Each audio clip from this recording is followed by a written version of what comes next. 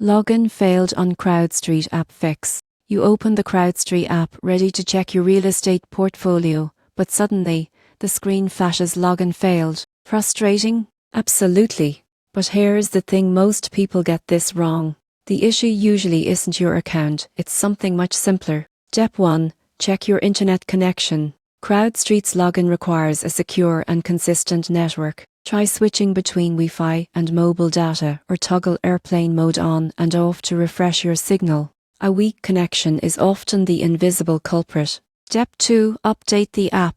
Go to your App Store or Google Play, search for CrowdStreet, and tap Update if available. Older versions sometimes stop communicating properly with the company's service after security updates. Next, recheck your credentials. CrowdStreet uses strict authentication systems, and even a single extra space or incorrect character can trigger a failed login. Type your username and password manually, and if it still doesn't work, reset it through Forgot Password.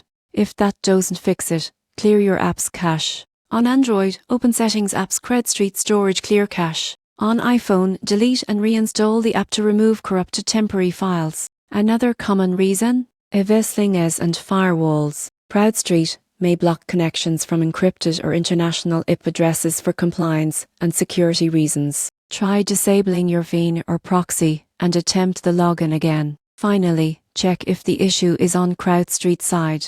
During system maintenance or updates, you might experience temporary login failures. Try using the website version. If it also fails, it's a good sign the servers are undergoing maintenance. So next time your CrowdStreet app says login failed, don't panic. Just follow these steps: check your network, update your app, verify your credentials, clear your cache, and disable your VPN. With these quick actions, you'll be back to reviewing your real estate opportunities and tracking your investments without missing a beat.